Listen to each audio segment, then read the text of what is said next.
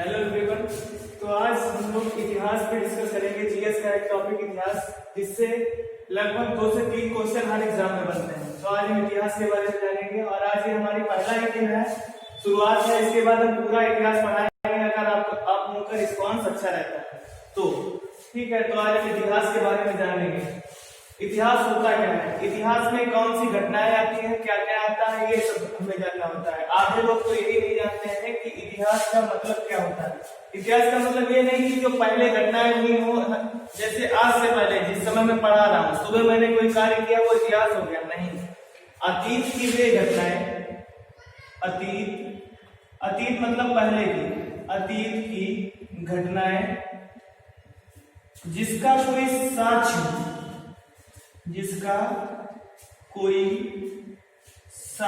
या प्रमाण, जिसका कोई साक्ष्य या प्रमाण। तो हमने क्या जाना, अतीत की वे घटनाएं जिसका कोई साक्ष्य या प्रमाण हो, क्या कहलाता है, इतिहास कहलाता है। ठीक है, अब हम जानेंगे कि इतिहास शब्द कहाँ से उत्पन्न हुआ। कहीं से तो ये शब्द उत्पन्न हुआ होगा ना। तो इतिहास शब्द जो हिस्ट्री शब्द लिया गया है, इसका सबसे पहले प्रयोग किसने किया था, हेरोडोटस नामक एक इतिहासकार थे, जिन्होंने एक पुस्तक लिखी। इसका नाम क्या था, हिस्टोरिका नामक पुस्तक लिखी, जिसमें इन्होंने सबसे पहले बार हिस्ट्री शब्द का प्रयोग किया। हिस्टोरिका किस भाषा का शब्द है, हिस्टोरिका जो है ग्रीक भाषा का शब्द है। किस भाषा का शब्द है, ग्रीक भाषा, या जिसे कहते हैं लैटिन भाषा का शब्द।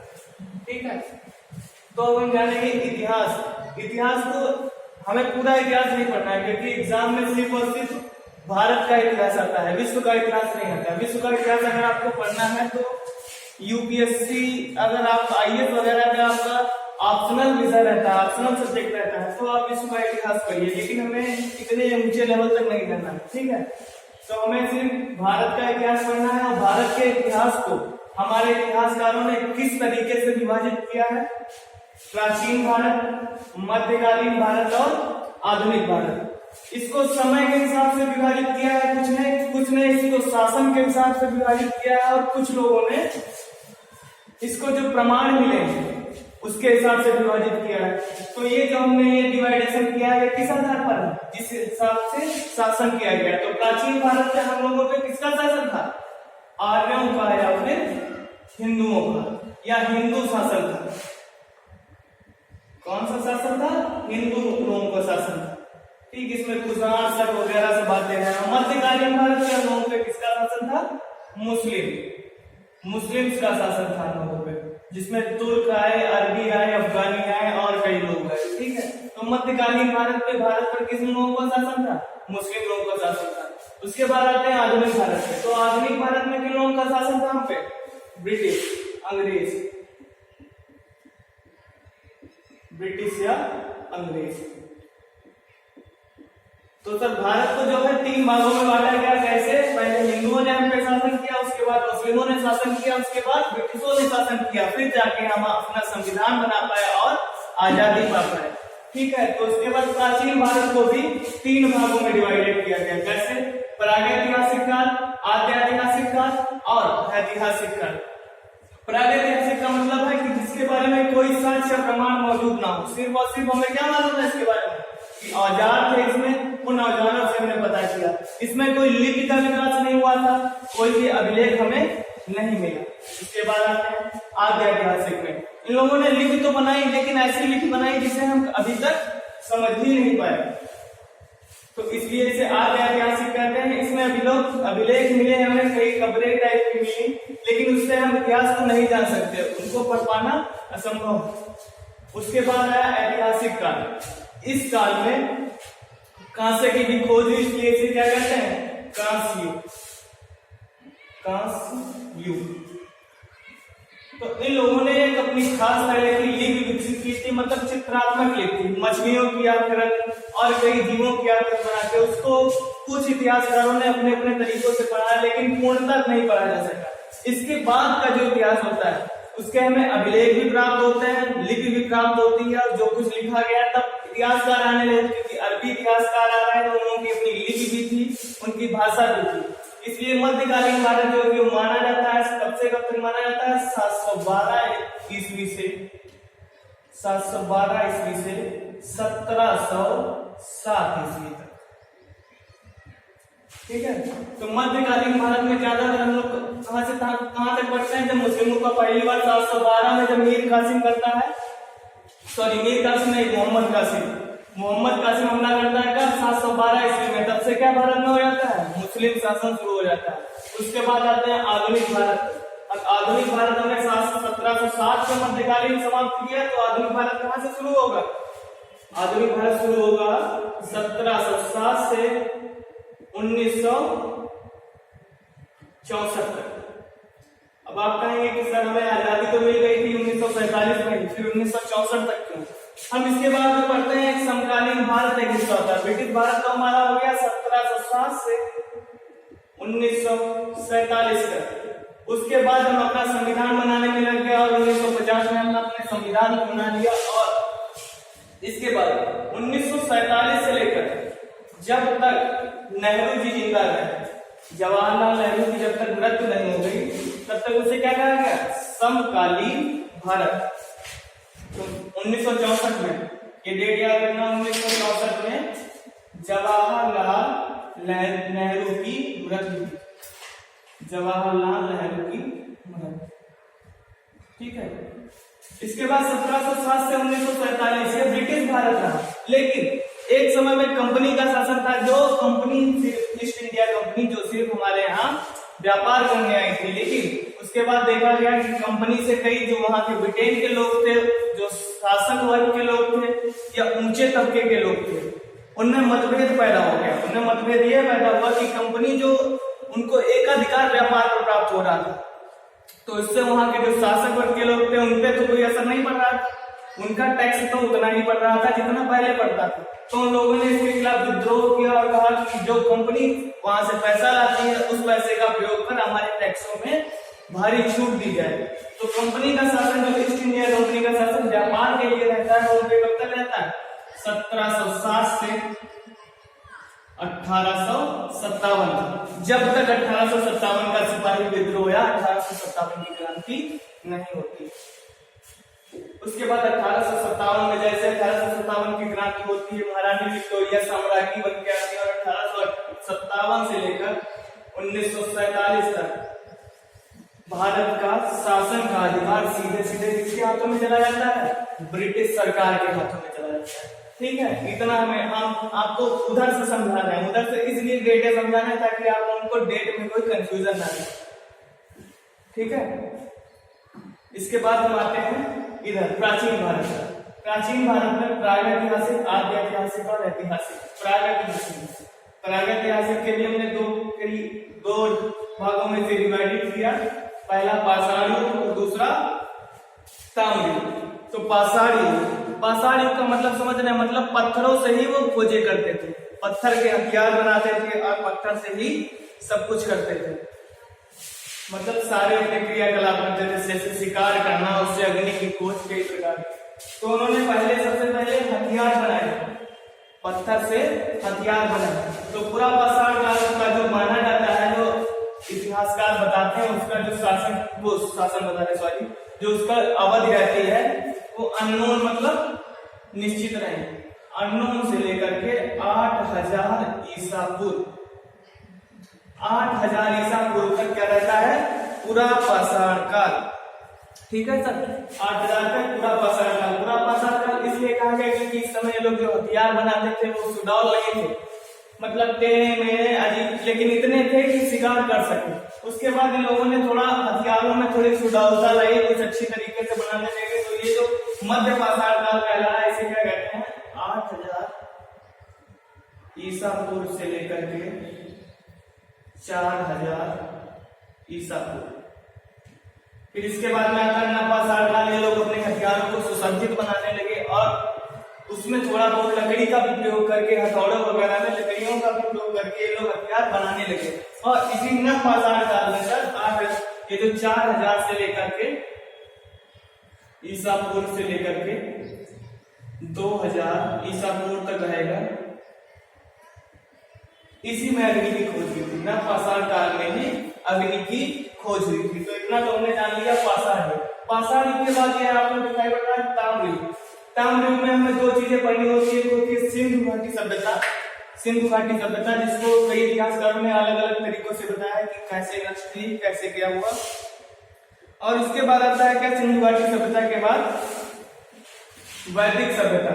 तो जो सिंधु घाटी सभ्यता है इसका इतिहासकार समय बताते हैं क्योंकि निश्चित नहीं है, इसमें मतभेद है। इतिहास खुद ही एक संशयों का विषय है, मतभेदों का विषय है। तो इसकी अवधि तो आपसे पूछी नहीं जाती है, लेकिन एनसीईआरटी जो बताती है इसकी अवधि कितनी बताती है, 2500 ईसा पूर्व से लेकर के 1500 ईसा पूर्व। ठीक है सर। इसके बाद वैदिक सभ्यता जिसमें वेद लिखे गए, ऋग्वेद, सामवेद वगैरह, अथर्ववेद, यजुर्वेद, ये सब वेद लिखे गए, तो ये वैदिक सभ्यता कहलाई। और वैदिक सभ्यता का जो समय है वो कितना है, 1500 ईसा पूर्व से लेकर के 800 ईसा पूर्व। फिर हमने आपको बताया था कि ऐतिहासिक काल से क्या इन लोगों ने अपनी लिख बना ली थी, मछलियों टाइप की लिख बनाने लगे थे गुफाओं पे, पत्थरों पे। और इसी काल में कांसे का आविष्कार हुआ, इसलिए ऐतिहासिक काल को भी कांस्य युग कहते हैं। और इसका भी जो अवधि होती है, ऐतिहासिक काल की जो अवधि मानी जाती है वो है 800 ईसा पूर्व से लेकर के 800 ईसा पूर्व से लेकर के कितनी, मध्यकालीन में कितनी पहुंचे थे, 712। तो 800 ईसा पूर्व से 712 ईसा। ठीक है सर। ये हमारा जो रहा डिवाइडेशन है कि इतिहास को हमें कैसे पढ़ना है, क्या पढ़ना है। क्योंकि हम इतिहास कई बार पढ़ लेते हैं पर हमें ये नहीं पता होता कि इतिहास कितने भागों में बांटा गया है, कैसे बांटा गया है, और हम किस तरीके से इसको पढ़ें कि जिससे हमारा कोर्स पूरा हो जाए। हम पढ़ते गए हैं, वन लाइनर पढ़ लिया बस, इससे इतिहास पूरा होने वाला नहीं है। हम हमेशा इतिहास पढ़ते रहेंगे लेकिन इतिहास को समझ नहीं पाएंगे। इसलिए इतिहास को सही तरीके से समझिए। और इतिहास ऐसा विषय है, कोई जरूरी नहीं हम इसलिए पढ़ें कि कंपटीशन है। यह एक ऐसा विषय है जो आप अपने पूर्वजों के बारे में इससे समझते हैं कि हमारे पूर्वज कैसे रहे या हम जहाँ पे रहते हैं उसका इतिहास क्या है, उसमें पुरानी कौन सी घटनाएं हैं। तो इतिहास को अगर एक रोचक विषय की तरह आप पढ़ेंगे और रोचक विषय की तरह पढ़ाया जाए तो ज्यादा अच्छा है। ठीक है। तो ये हमारा इतिहास का वर्गीकरण हो गया। तो अभी हमने इतिहास का विभाजन पढ़ा और अब इसके बाद में जानेंगे इतिहास के स्रोत कि इतिहास हमें कैसे जाना। हमने इतिहास ऐसा तो है नहीं कोई ऊपर से आकाशवाणी हुई और हम इतिहास के बारे में सब कुछ जान लेंगे हमारे पूर्वज कैसे थे। तो इसके बारे में कुछ साक्ष्य मौजूद हैं, उन्हीं के बल पे हम कहते हैं कि इसकी अवधि इतनी रही और उन्होंने ये काम किया। हमारे पास प्रमाण है तभी तो हमें पता चलता है। तो हमें इतिहास के स्रोत जो है कौन कौन से इतिहास के स्रोत होते हैं, किस प्रकार से हमें प्राप्त होते हैं, तो उन्हीं के बारे में हम जानेंगे। इतिहास के स्रोत होते हैं वो 3 प्रकार के होते हैं। कौन कौन से स्रोत होते हैं? पहला होता है क्या, साहित्यिक स्रोत।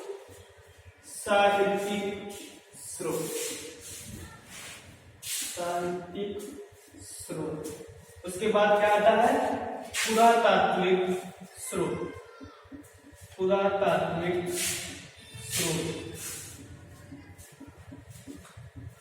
और सर उसके बाद क्या आता है? उसके बाद आता है विदेशी यात्रियों के आगमन पर आधारित। विदेशी यात्रियों के आगमन पर आधारित। विदेशी यात्रियों के आगमन पर आधारित। तो हमें कैसे पता चला स्रोत कितने प्रकार के होते हैं? इतिहास के स्रोत में 3 चीजों से इतिहास के बारे में जानकारी मिली। पहला साहित्यिक स्रोत, दूसरा पुरातात्विक स्रोत और तीसरा विदेशी यात्रियों के आगमन पर आधारित। जैसा कि जानते हैं हमारे विदेशी यात्री आते रहे, कोई आक्रमणकारी आता था तो उसके साथ इतिहासकार आते थे। जैसे मोहम्मद गजनवी के साथ आए अल-बरूनी और फारूकी जैसे। उसके बाद इब्न बतूता मोरक्को का यात्री आता है जिसने रहला नामक पुस्तक लिखी, जिससे हमें इतिहास के बारे में कई जानकारी मिलती है।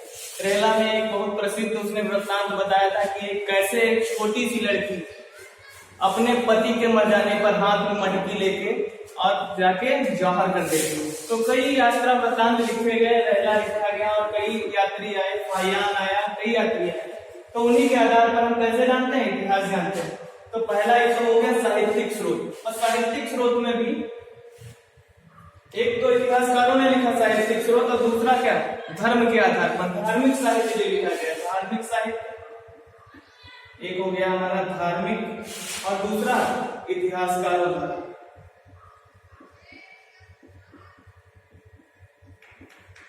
ठीक, एक धार्मिक हो गया और एक इतिहासकारों से। धार्मिक में जैसे वेद लिखे गए, उपनिषद लिखे गए, इनसे भी तो हमें इतिहास की जानकारी मिलती है कि हमारे पूर्वज कैसे रहते थे, क्या करते थे, क्या नहीं करते थे। ठीक, उसके बाद आता है पुरातात्विक स्रोत। जैसे सिंधु घाटी सभ्यता जब नष्ट हुई तो उसे पुरातत्व किया गया 1853 में, उससे भी पहले किया गया, लेकिन 1853 में सरकारी रूप से, मतलब वैध रूप से जो उसकी पुरातात्विक खुदाई हुई, उसके हमें क्या मिले, हथियार मिले। हथियारों से हमें जाना कि वो लोग किस प्रकार से किन हथियारों का प्रयोग करते थे, स्नानागार मिले, पूरी समझो भवन मिले, और भी कई चीजें मिली। तो इससे हमें उनके रहन सहन पता चला, किस प्रकार से वो लोग रहते थे। तो साहित्यिक स्रोत इतिहासकारों द्वारा जो लिखा गया, और धार्मिक जो साहित्य होता था जैसे वेद, उपनिषद या कुरान, बाइबल, ये भी सब साहित्यिक स्रोत ही है एक तरीके से, ये धार्मिक रूप में। और इतिहासकारों जैसे इब्न बतूता है, क्या लिखा उसने, इब्न बतूता, उसने लिखी क्या, रहला नाम पुस्तक, रहला। ऐसे अल-बरूनी ने लिखी किताबुल हिंद। ठीक है, तो विदेशी यात्रियों द्वारा, विदेशी यात्रियों के आगमन पर आधारित कई यात्री आए। मोरक्को का यात्री आया, लिख चुके इब्न बतूता, और कई आए, अल-बरूनी आया, फारकी आया, फाहियान आया, हेंसम आया, कई यात्री आए। तो इन यात्रियों ने जो वृत्तांत बताया, उन्हीं से हमने क्या जाना, अपना इतिहास जाना कि हमारे पूर्वज कैसे रहते थे। तो ज्यादातर इतिहास हमें विदेशी यात्रियों के आगमन से प्राप्त हुआ और साहित्यिक से प्राप्त हुआ, इसे ही हम अधिक प्रमाणिक मानते हैं। पुरातात्विक के हिसाब से मतभेद हो सकता है, पर इनके हिसाब से एक साहित्यिक स्रोत और दूसरा विदेशी यात्रियों का आगमन, इनसे जो प्रमाण प्राप्त हुए हैं वो अधिक मतलब वैध माने जाते हैं। इनसे हर इतिहासकार अपना अपना अलग मत देता है। जैसे सिंधु घाटी सभ्यता के बारे में बताते हैं, कोई बताता है कि बाढ़ से खत्म हुई, कोई बताता है भूकंप से खत्म हुई, कोई कहता है आग लगने, और कोई कहता है कि महामारी से समाप्त हुई। तो सबने अलग अलग मत दिए। ठीक है, सबने अलग अलग मत दिए। तो इसके बाद में हम जानेंगे मध्यकालीन भारत। मध्यकालीन भारत का इतिहास जानेंगे कि हम इतिहास से पढ़ाते हैं तो मध्यकालीन से ही शुरू करते हैं। ठीक है, तो मध्यकालीन भारत का इतिहास जानेंगे।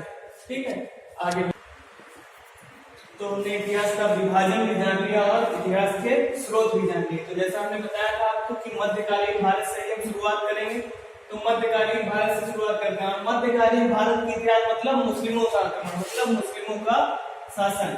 और अगर हम मध्यकालीन भारत पढ़ें और मुस्लिम धर्म के बारे में ना जाने तो मध्यकालीन भारत पढ़ने से हमें कोई फायदा नहीं है, क्योंकि इससे भी कई क्वेश्चन बनते हैं। क्योंकि मध्यकालीन भारत में मुस्लिमों का शासन रहा, तो हम अब मुस्लिम धर्म के इतिहास के बारे में